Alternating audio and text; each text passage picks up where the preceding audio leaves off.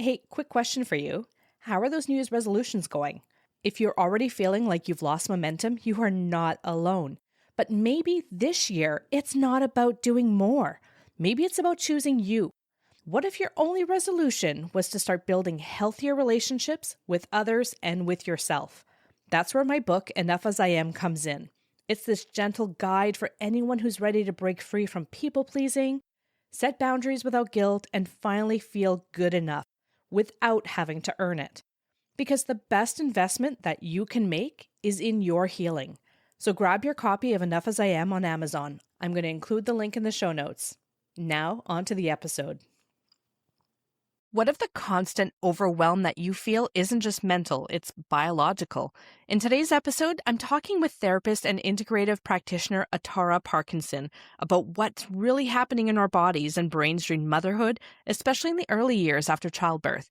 We unpack what it means to still be postpartum, even if your kids are in school, why burnout might actually be mineral depletion, and how modalities like Brainspotting and therapeutic intensives can help high-functioning women finally feel like themselves again.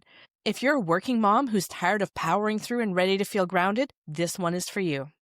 Hey, I'm Dr. Angela Downey, and this is Paging Dr. Mom, the podcast for women who are juggling careers, kids, chaos, and cold cups of coffee. We're talking about the real life behind the resumes, the messy moments, big feelings, and how to stay human when you're doing all the things. If you've ever felt like the only one trying to keep it together, you're not. We're going to laugh, cry, vent, and thrive together. So here we go. Hello to all my busy mamas. I'm Dr. Angela Downey, and I'm so glad that you're hanging out with me on Paging Dr. Mom. This podcast is for all of us who are just trying to keep it all together while juggling kids, careers, and whatever else life throws our way. We're going to be exploring all those moments that we definitely wouldn't be putting on our resumes. I want to introduce you to today's guest. I am so excited to welcome Atara Parkinson to the show. She's a licensed therapist and certified integrative practitioner with over 14 years experience. Her work blends traditional therapy with holistic tools like Brainspotting, therapeutic intensives, and nervous system support, especially for postpartum moms. As a mom of 4 and the sole breadwinner in her family, Atara truly understands the weight working moms carry. She brings real tools for healing, not just more advice. Hi, Atara. It's so great to have you on Paging Dr. Mom today. How are you? I'm so well. How are you today? I'm glad that we finally get to connect. So maybe we can start by having you introduce yourself and tell us a little bit about your journey to becoming a therapist and an integrative practitioner. Yeah, absolutely. Well, hi, everyone out there listening. My name is Atara Parkinson, and I am a licensed marriage and family therapist. And people usually go like, what does that mean? Well, I'm a mental health clinician, and I just got some extra training in my graduate work around family systems, adolescent, children, couples, this kind of work. So how did I become a therapist? Great question. Funny story. I actually studied cross-cultural studies in my undergrad, and I thought I was going to go work overseas. But after finishing my undergrad, I took a gap year, and my mom was working at a university, and she said, oh, might as well just come get your master's. And I was like, all right, sure. So that's how I started. It wasn't like super intentional. I didn't go out going, oh, I really want to be a therapist. But within my first semester, I realized, oh my gosh, I really love this work, and I have such a passion for people. This is where I need to be. And then I came into the holistic field because I started having my own health issues in 2013 and what we would now label as chronic fatigue, right? Unfortunately, I didn't get the answers that I needed from traditional medicine. And so I kept searching, and I knew that at 25, right, I shouldn't be having to take a nap after being awake for 2 hours. But I would be so exhausted, I would have to lay back down. I had zero energy. So eventually I found a wonderful practitioner who looked at my neurotransmitters and saw that my fight or flight neurotransmitters were through the roof. Like you couldn't even see where they ended on the chart. And my calming ones had completely bottomed out. So I started to change my nutrition, slow down my life a little bit, and I began to recover. And it gave my body the ability to make the energy that it needed. And that's how I really got into this work. And that worked really well for me until I had babies a few years later and was hit with postpartum anxiety.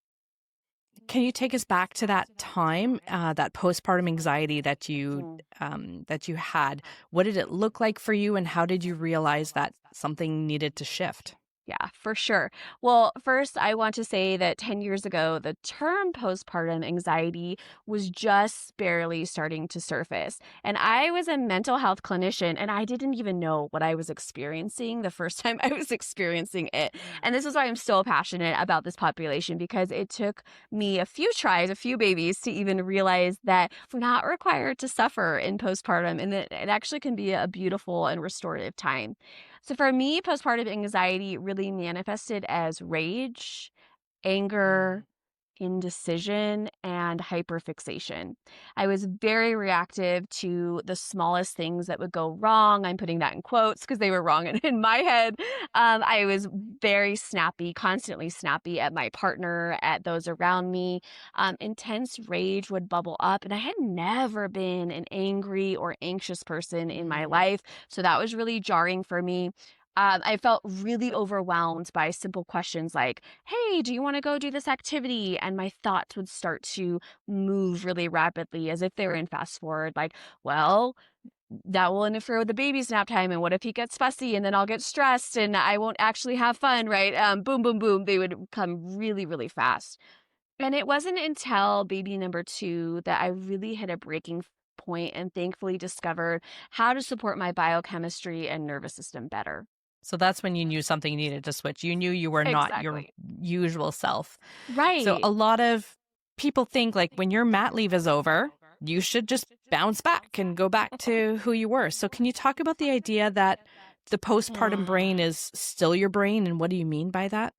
Yeah, of course. So this is such a damaging misconception that we hold as a society, that pregnancy and becoming a mother, it changes us on so many levels. And I think it's really silly to think that we bounce back, because really there is no going back, right? We are a new Your creation. life is now changed Yes, yeah, forevermore, right? Like forever. everything has changed, and you're not going to go back. Exactly. Hmm. So we're a beautiful, new being, but definitely a different being. And research actually shows that structurally our brain changes, and that can last really for up to 2 years post birth. And in Okay. some ways, our brains change permanently. One Hmm. study actually found that moms 1 year out performed better on an attention test than non-moms in the area of executive control. They could process all the information coming at them while still focusing on that single task. Now, every mom out there, right, just got a mental image of something like trying to cook dinner with the baby getting into the cupboard and the dog Yeah. barking and the oven beeping and the older kids Hmm. fighting and having to pee, but focusing on measuring those ingredients, right? We know, we live this. But in short, just to talk about those changes on the brain level, we're experiencing neuroplasticity, or our brain's ability to change, right? The capacity of neurons and neural networks to change their connections and behaviors in response to this new information, aka the pregnancy and the baby. And Hmm. essentially, our brain is reorganizing itself as an adjustment to becoming a mother. And I know I felt for years like this fear that my brain was never going to work well and I wouldn't get those cognitive abilities back.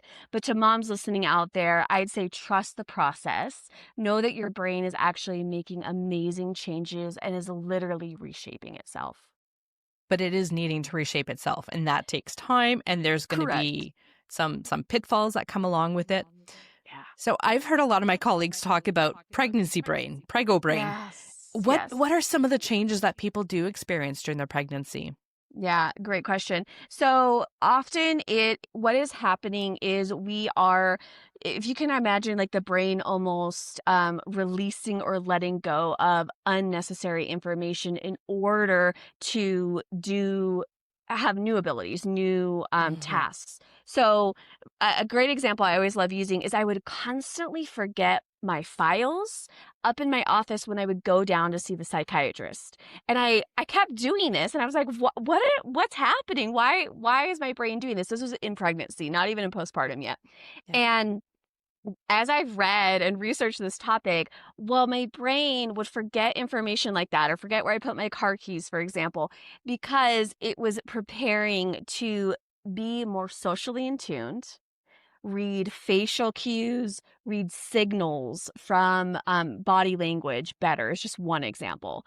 Well, that makes perfect sense, doesn't it? We want to be Mhm. able to read our baby, understand what our baby needs. This is one example of how our brain really makes some of those shifts. Yeah. I was listening to an interview with Evie Pamporis on Diary of a CEO yesterday, and she was talking Ooh. about like we all have a bathtub and it can only hold so much water, right? So Yeah. that's your cognitive load.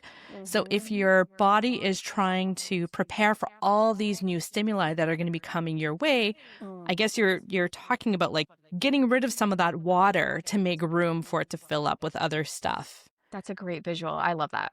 Okay. Yeah, Okay. absolutely.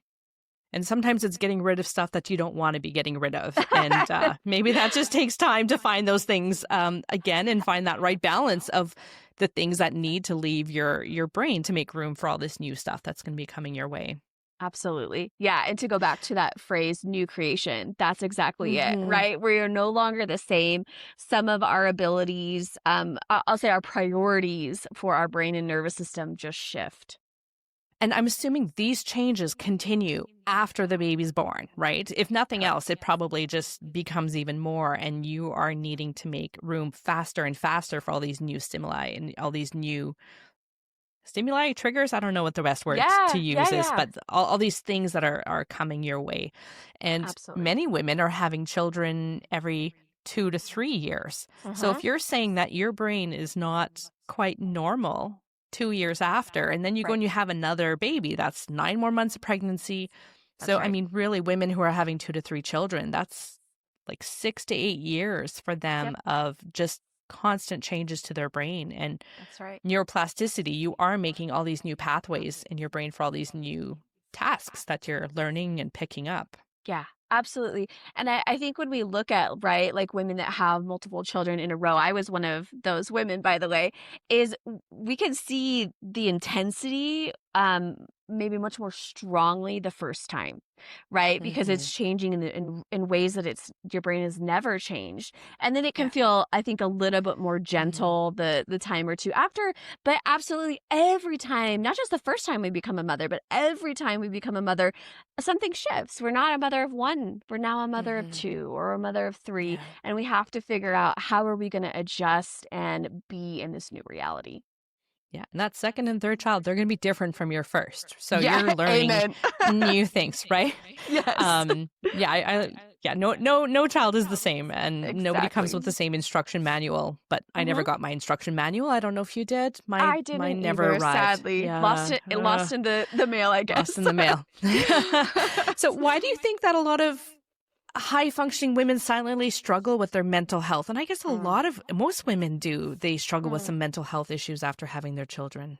Yep, absolutely. I'm really thankful it's becoming more normalized. Hmm. This understanding of the changes in the brain, the changes in the body, the nervous system. And gosh, I just love this question because I myself am a high functioning woman. So You as are. yes, as a high functioning You've got woman, 4 kids and you're like the sole income earner. That's a yes. lot. It's a lot And of we pressure. homeschool. We Oh homeschool my as well. goodness. And so my husband does take Wow. on most of that, but I'm definitely involved, right? And so yeah, there's a lot of balls in the air around here. Hmm. And yeah, running, I'm sure you understand this, running a business is Yeah. difficult work. So yes, Hmm. high functioning, absolutely. And I think high functioning women often mask with busyness and Yeah. doing and have Hmm. thoughts like, it's okay. I will just figure this out and I'm going to keep going. That's what I do. Right. And Hmm. motherhood definitely ramps this up, by the way. Our natural tendency is to fix. Especially as moms. And the Hmm. internal energy to look for is if you find yourself saying or thinking often, like, I must or I have to. This is the energy of the fixer, of the high functioning woman. Angela, Dr. Angela, you got a great look on your face over there. Is this resonating with you? It Yeah. is. It is absolutely. Mm. The minute you said that, I'm like, I feel like that was my entire last 15 years was Yes. I have to do this. I have to do that. Um, I often felt like I didn't have a lot of choice and that my main role was as a mom and there are things Mm. that I just had to do. And as a Yeah. result, I never really took good care of myself. Yeah. Everything was, I have to do this. Exactly. Um, yeah, it was tough. Yeah. Yeah, yeah, absolutely. And this is the nervous system, right? Yeah. It's speaking safety through, or I'm sorry, seeking safety, or it's speaking to us as well. And it's trying to help us seek safety through action. Because most likely Right. along the way, we learned that to some degree. Like I'm safe or I feel safe if I can do this, if I can Yeah. accomplish this. And it's really powerful to bring our awareness to this because it's a state of hyper arousal, right? A hyper Hmm. aroused nervous system. And it's that fight or flight is maybe the more common phrase people will recognize out there. What that will do long term, you're mentioning 15 years, right? So what this Hmm. will do Hmm. long term is bring depletion and burnout to our system because we're not made to live in that state for long periods of time. This episode includes a paid partnership with BetterHelp. 3 years ago, I hit a wall. I was so burnt out that I walked away from my family practice. I thought I hated it and might never go back. But what I really needed was to face my people pleasing, the chronic guilt, and the fear of conflict that had been weighing me down since childhood. It took a lot of therapy to work through those roots, but because of that, I'm able to come into medicine in a way that I actually enjoy again. That's why I believe that therapy is crucial. Not just when you're in a crisis, but for staying grounded and being the best version of yourself. I've been working with a credentialed therapist through BetterHelp, and it's been such a supportive part of my routine. After each session, I feel clearer and stronger. BetterHelp makes starting therapy easier. You fill out a short questionnaire and get matched with a therapist quickly. And if it doesn't feel like the right fit, you can switch anytime at no extra cost. With over 7,000 reviews and a 4.3 rating on Trustpilot, it's a platform that you can trust. Click the link in my show notes, betterhelp.com/Dr. Downey to get 10% off your first month. Yeah. No, I definitely did not take very good care of myself. And I tend to fill up my time because as long as I was moving forward or juggling 10 different things, I didn't really need to think about how I was feeling and what were the things that I needed. So I was just like on this autopilot and just keep going. And sometimes it's hard to say that you're having trouble with your mental health, right? There's maybe a sense of failure, like I'm not being a good enough mom if I'm struggling with the kids. So there's a lot involved in trying to manage things after you've had children and still trying to find time for yourself without feeling guilty. Yeah.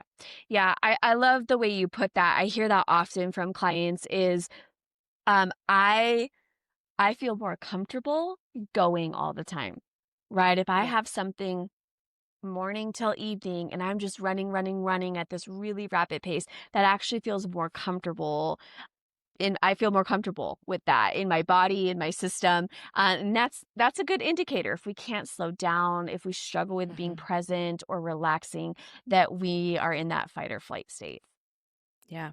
I went to a spa. So I booked this like lovely day. I was going to go to the spa and relax. And I spent like 5 minutes in this dry sauna and I was fidgety the entire time.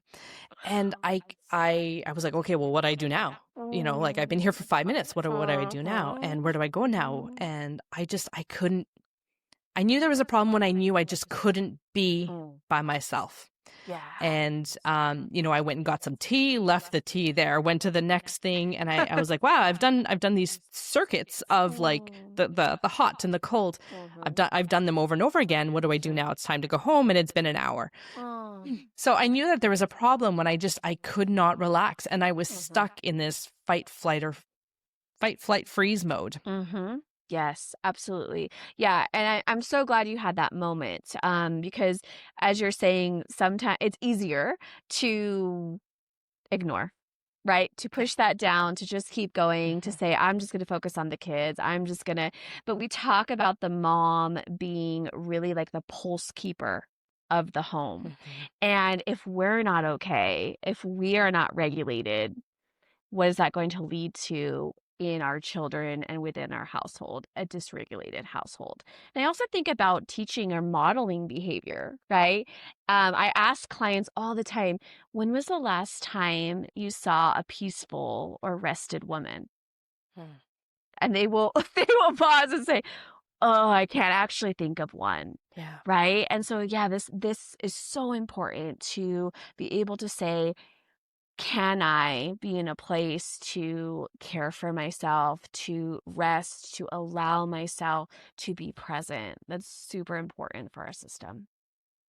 How do you think society's expectations around women and having to do it all, how do you think that impacts moms? Oh man, so many layers here, but I'll address just the macro today, which is a clear devaluation of the support of the family system. Mm. And stateside, we have a pretty offensive maternity leave coverage, just to be really blunt with it. And I've had many moms in my office in tears because they had to go back to work at 6 weeks with virtually no time to Wow. bond, yep, with their baby. And Yeah. then their physical body obviously isn't healed all the way as well. And I've heard over and over, right? I don't have time to pump in the workplace. It's a point of contention with my employer or seen as an inconvenience. And another example would be most jobs don't have any grace with mom's schedule, right? Picking Mhm. up or dropping off children from childcare. We tend, at least stateside, we tend to be pretty rigid on those things. So Yeah. overall, I think the message ends up being kids get in the way of your production, essentially, is what Yeah, it comes for down sure. to. And I couldn't disagree more with that. Raising up the next generation Mm. is the most important work. So the For sure. impact then on women is that we internalize this message and we either end up resenting our roles as mothers and or keep trying striving, right, for this lie that we're sold of you can do it all. We cannot, right? I'm a human, Dr. Angela. Are you human over there? I'm human. Good. Yeah. Just checking in, Yeah. right? I think everyone out there is human, right? So we really, it's a failure. It's a disservice to Mhm. women to say you can do it all. We really cannot. So we're in Canada. I'm in Canada. Oh, So we have mat leave for a year. And even then, it's hard to mm, go back. So I yeah, can't imagine what it would be like to have to part from your child at 6 weeks yeah. and to have an employer who doesn't have any flexibility in your Mm, workday. That almost teaches you that your children, your family is basically a side gig. exactly. And you can't let that side gig interfere with your primary role, which is working for the system. Exactly. That is hard. Yeah. And it is an investment that in society for us to put this time and in raising these healthy children who are going to, Mm-hmm. continue and run our corporations in the future. So Mm-hmm. there is some room to invest in that. And it's Yeah. unfortunate that it's not recognized. And women have to, if you want to take a year off, that's a real luxury because most people Mm-hmm. can't afford to take that much time off Yeah. unpaid. Yes. I was going to ask, is any of it paid leave? Yeah. Okay. Well, that's a blessing, right? Whatever we can get. Yeah. But also, yeah, it's so minimal and so unprioritized is the word Hmm. I will use. And for me, what we really looked at when we had our first was I did step back and I did not go back to my full-time position in a community clinic because I was like, this is the most important work. Now, what did that mean for our household? Well, it meant years of struggling financially. No Hmm. extra, right? No extra Yeah. expenses, vacations, none of this. And so absolutely, you're absolutely right. It was a complete sacrifice and it was really difficult, and I'll say too that then adds extra stress on the couple and the household. And so really ideally this conversation would be a twofold where yes, we might have to make sacrifices as a household, but also how can we get some structural support in whether that's from our government or I don't know, nonprofit, something so that we can encourage the family bond and raising Hmm. up these kids. Yeah. So not everybody gets paid maternity leave. So you have to Mm, have a job in a company and be okay. paying into the employment insurance. Hmm. And then when you go on mat leave, I think you get like 55% of your income. And then Okay. some companies top that up.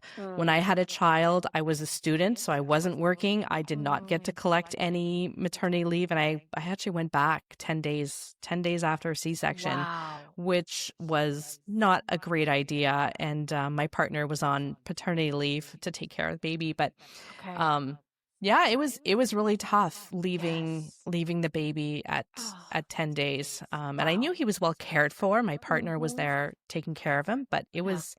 it was really hard to leave my child that early on. Yeah. And my C-section stitches opened up, got Oh. infected. Like it was just terrible. And it's Oh. not a good idea to raise moms back because there are a lot of changes that your body is going through that Exactly. you have no control over what's going on in your body, and you're just Right. not well enough to return that quickly to work. Absolutely. And how I'll say it succinctly is we are literally fighting our biology at that Yeah. point when we're Yeah. racing back and forcing ourselves because there's this still huge hormonal surges happening in that time period that really um, is drawing us to stay connected, stay close to our child, that we really, Mhm. again, to bring up disconnection or disassociation, right? We're really disconnecting from ourselves when we aren't adhering to what our body is telling us. So what are some of the signs that your nervous system is dysregulated? Mm, ugh. So there's two main types of dysregulation that show up in sessions, and they are hyperarousal that I mentioned earlier. And this looks like feeling the need to control, often or constantly rushing, right? You mentioned the sauna, and I'll go back to that, right? Hmm. Oh, God, what do I got to do next, right? Rushing to the next thing, attempting perfection, anxiety, irritation, worry, frustration, anger, fear. This is all in that hyper arousal fight flight section. And then we have the shutdown state. And this is the dorsal vagal, to use a science word, but this is essentially depression. It can look like low energy. It could look like numbness or disconnected, exhaustion, burnout, withdrawal, passion, a lack of passion, or resignation all fits into this shutdown category. And Hmm. where to start in helping or reshaping really depends on where you're at and what your individual nervous system needs. And sometimes I will post little hacks, right, on social media, but I'm always really hesitant to do so because what works for one nervous system Yeah. does not always go well for another. Hmm. And a good example here is breath work. And I hear a lot of clients that come in and they're like, that doesn't work for me, or I tried that, I saw that somewhere online and it doesn't go well. And yeah, because your nervous system is not the same as somebody else's, and sometimes we need to layer support. So for example, we might need to kind of shock our body a little bit with like a sour flavor, a lemon wedge in the mouth. Or I have a client who uses Warheads, which that 90s candy, right? They're super sour. Oh, you don't Oh, have those? okay. No. Well, It's I like, don't know. I've never had one. okay, okay. Well, that's your task, I guess, this week, Dr. Angela, Okay. is to go find a Warhead. It's a super, super sour candy. It will make your cheeks pucker in. But this really Okay. kind of like shocks the body a little bit. Another example would be ice, an ice pack on the back of the neck. So Mm-hmm. maybe that's what your nervous system needs first to kind of get itself out of that moment. And then maybe opening up your peripheral vision, which narrows when we're in that fight or flight. That might be more effective for your system. And then we utilize the breath, perhaps. But this is an example of maybe someone's system doesn't respond well to breath, and so they need some other tools here. Really, though, the key is tuning in and recognizing where is my state right now, which part of the nervous system am I in, and I want to say too, I think a misconception often is that the nervous system, a regulated nervous system, means we're always calm and centered. And that's just not true. It's not possible either. We naturally like teeter-totter all day, and that's okay. And I'll use an example here. If let's say you were to wake up late, your alarm didn't go off, and you need to get the kids and yourself out the door, you are not very likely going to be in a regulated state, in that No. calm, centered, hey guys, right? We're late today, right? I don't know very many moms that's going to be the energy given here. Okay. We're naturally going to drop down into that yellow zone, that hyperarousal, right? Where maybe we're a little bit on edge, our energy increases, we get a little, I don't know, I'll speak for myself. I get a little testy. I might raise my voice a little bit. Please put on your shoes, right? Get a little bit panicked. This is natural though, right? For us to kind of go into a stress state. And then ideally, I'm able to come back out of that fairly quickly. And so the example I'll use here is like, hopefully by the time everyone's in the car and you're on your way, okay, I can feel myself coming back down. I feel a little bit more calm again. Hey, maybe I'll thank everybody back. Thanks guys for, getting ready so quickly. The ability to socially connect is a good cue that we're in a regulated state. Does that make sense? Okay. It does. So maybe we can talk a little bit about depletion. So you speak about minerals and nervous system regulation. So can you talk about that a little bit? Absolutely. Yeah, this is a subject I have so much passion for. So I see minerals, nervous system, brain health really interconnected and interdependent. And the signs that I mentioned of nervous system dysregulation are also ones of depletion. So ideally, we are addressing all of these simultaneously. Now, I don't know about in Canada, but in stateside, we have a very separated medical system where we have kind of a specialist for everything, but no one's really talking to one another, and we don't really have an idea of like looking at the whole person or the whole system all together. And that's why I think it's so important that we do it. So an individual experiencing chronic stress or a traumatic event, the calcium in the body actually goes into action and forms a protective shell, if you will, around the cells. And the impact of this on a emotional level or on a personality level is like blunted emotional expression. And the reason the body does this is because it's wise. And think about like getting into a car accident. The moment that it happens, you wouldn't want to just be a puddle of tears on the highway, right? That's not ideal. You would ideally go off the highway and get to safety first. Well, this calcium shell allows us to do so because we're not as connected with the emotional experience of what is happening. But after the stress ends, ideally that calcium comes down and magnesium and potassium are allowed to go back into the cells to repair and calm the system. The problem becomes what happens if that shell stays up?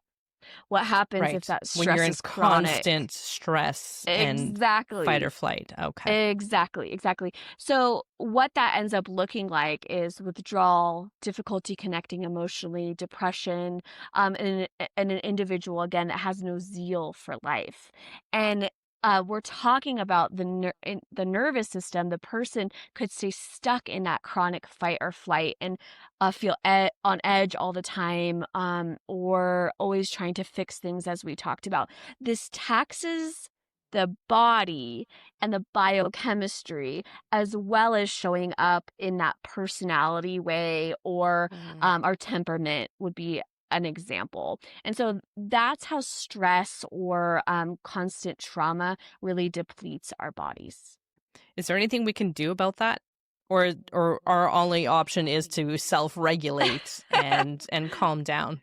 Yeah, and that's that twofold, right? That Ideally, we are doing both. We are learning the tools, right? We're helping learn how to manage stress, how to regulate our nervous system more quickly, how to get out of that fight or flight. But we're also giving our body those basic nutrients and minerals, even vitamins as well, that it needs so that it's more resilient.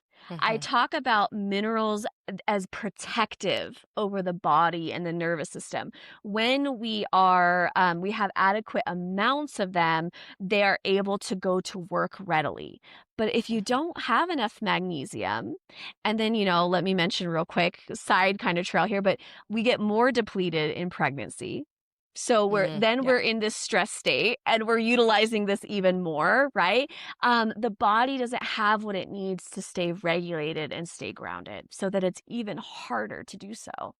So I guess that's where multivitamins during pregnancy come in handy.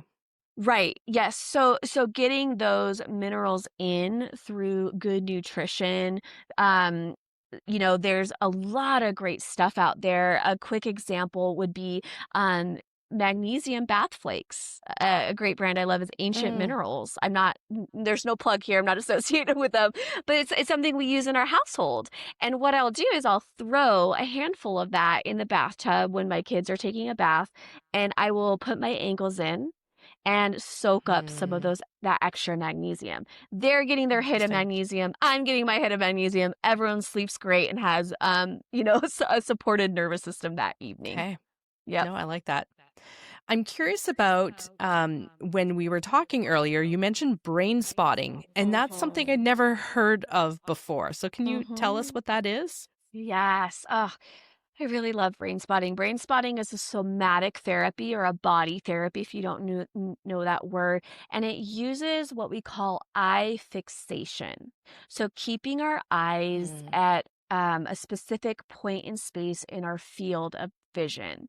And what this Okay. process does is it reveals, disrupts, and releases negative thoughts associated with memories and actually can help shift them. So in So you're talking tradition, about like actually looking at a specific correct? spot. That's Okay. right. That's right. In brain spotting, we say where you look impacts how you feel. Very Okay. interestingly. Yeah. So our eyes are actually our outermost parts of our brain. There's a part, the retina is directly connected to the spinal thalamic. There, I always have trouble saying that. Thalamic Yep. tract, which goes to our hindbrain and then is connected to every organ in our system.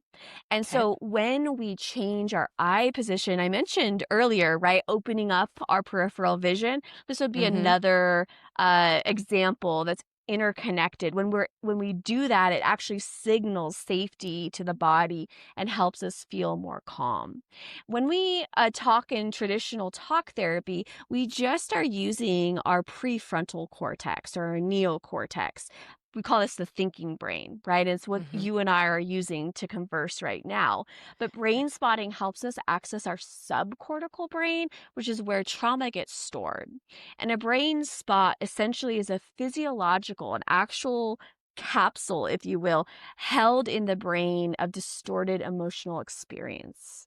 And brain spotting helps to, I kind of say, untangle that so that we can not feel stuck in a Okay. thought. Yeah. I kind of say, have you ever felt like I keep telling myself this? I keep telling myself, maybe it'll be okay. It'll be okay. But I don't feel connected to it.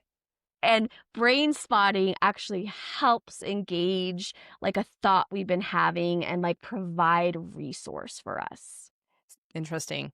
And you also offer these therapeutic intensives. So what does that look like? Yeah. Oh, so an intensive is just an extended time in session instead of a weekly hour-long session. So, for Mm. example, I run a 2-day, 3-hour intensive. So we meet for 3 hours at a time, 2 days in a row, or we could do 4 days, so 2 days, and then maybe the next week or weekend, 2 more days for those 3 hours. Gosh, Yeah. we don't need always to have weekly ongoing time, but to have really focused time on something specific, that's when an intensive is going to be a great fit. Yeah. So for the working mom who feels like she has like nothing left to give, what would you say are a few simple, practical ways that she can start caring for herself on a deeper, maybe cellular level? Yes. Oh, I'm all about the practical. So I'll throw a few ideas out there that are easy Okay. to implement, and y'all can pick what works for you. So, first and foremost, I'm going to say nourish yourself properly. An example here is please don't wake up and just chug your coffee. This is super activating, especially if you're already in that fight or flight. It's super Yeah. activating for your nervous system. So, maybe just try to get in some food before you eat your coffee. Just make a small switch like that. An adrenal cocktail might be a really great resource for your body. There's lots out there on the internet. My favorite one is coconut water, a lime, and Mm. pinch of salt. Oh, my body just loves it. Lots of potassium, lots of good sodium in there, some vitamin C from the lime, super nourishing. If you're having like that 2 or 3 p.m. slump, instead of reaching for coffee or caffeine again, try an adrenal cocktail. I mentioned the minerals earlier. Again, ancient minerals, bath flakes in the tub, morning sunshine on your eyeballs. Oh, Yes. it's so good. It sets up all your hormones for the day, even your sleeping hormones being regulated and releasing properly. Ideally, before you look at your phone or turn on the lights, can you go to your window, or even better, get outside for just a couple minutes, Yeah. stand and get some of that sunshine in your eyes? And lastly, I'll say, put down your phone. Put Yeah. down your phone, stay present. It's also so calming and nourishing for our nervous system. Yeah. For the last couple months, I have dogs. And so when I let them outside, Yeah. I actually step outside on the deck and I put my face up to the sun and I take some like big, fresh breaths of fresh air in. So I do that multiple times a day and I can feel my feet just rooted to the ground. Mm, And it's such a calming feeling for me. that's It is right. getting a lot colder outside. On Yes. our end, I'm Same. in Canada, and Mhm. winter is coming for sure. Yes. Yes. Um, but still, I go out there in the cold and take some breaths of fresh air, and it's just Good lovely. job. Yeah, and you Yeah, know what, Dr. Angela, you can use your animals as a conductor, okay? Because they're touching the ground, and when you yeah, touch them, you also get that same benefit of the grounding. So that's one way to yeah, get around it. And also, I want to make sure I'm saying this right. The not the asphalt, the concrete also yeah. conducts. So if you can get your feet on that Interesting. as well, those are all good Yeah. ways. And yeah, I'm with you. We got winter coming in quickly here, but I still try to prioritize, even through the window, getting some of that sunlight in. Mm-hmm. No, sun is healing. So healing. I love the sun, which sucks Yes. because right now I'm in a corner in my basement. I don't see the sun in my little podcast booth, Oh, darn. but I do like to go outside and see the sun and listen to the birds for a little bit. Yes. So, what do you want mothers to know about honoring both their drive and their need for restoration? Mm. That it's not impossible, is Yeah. what I'll say. You can be ambitious and not burn out if you take care of yourself. And so I'm living that reality right now. It doesn't have to feel overwhelming. You can implement one step, one thing at a time.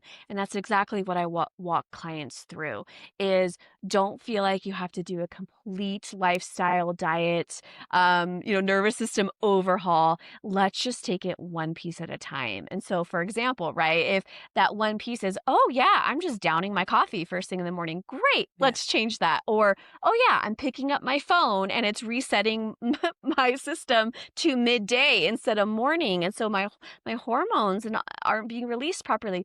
Great. Let's work on that. And let's slowly chip away at it. Don't feel like you have to do all the things Mhm. at once. Yeah.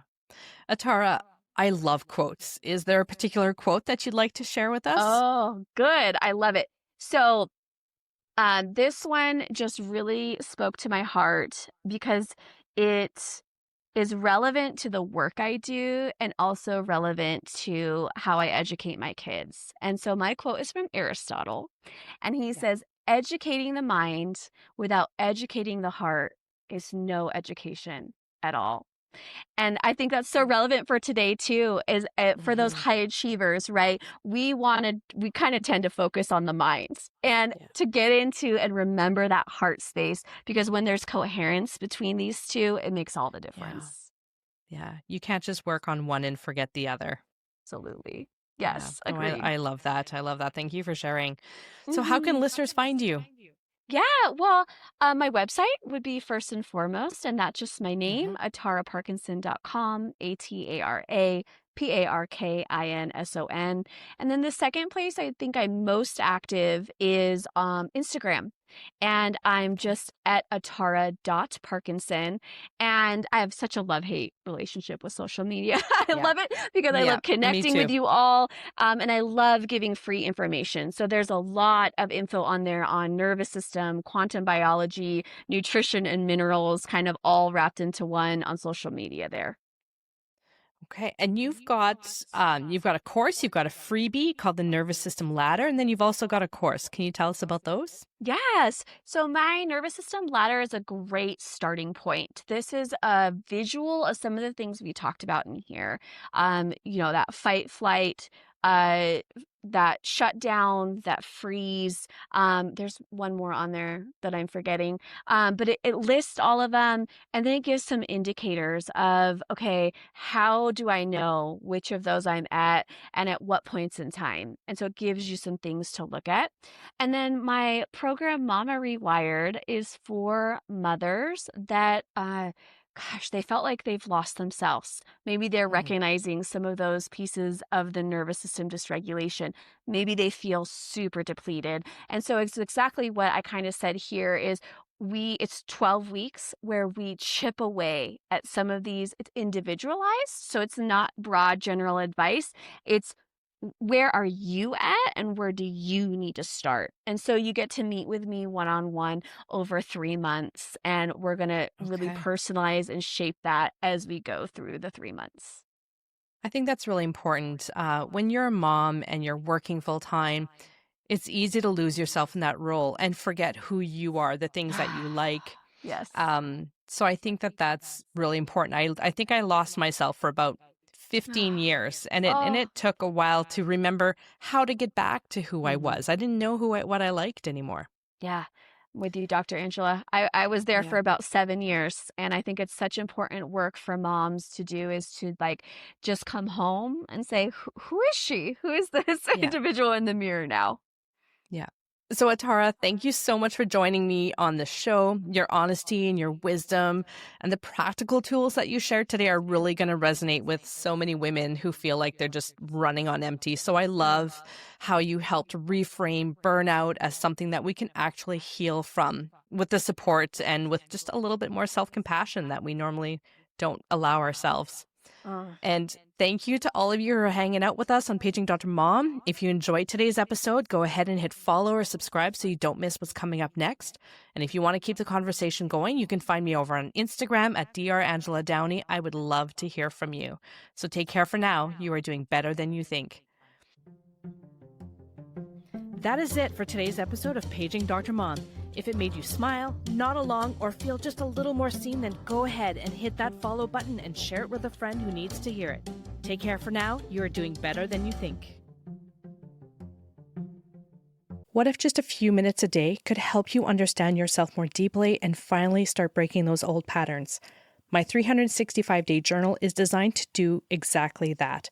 With gentle, daily prompts, it helps you explore how your childhood relationships shaped your beliefs, emotions, and the way that you show up in adult relationships.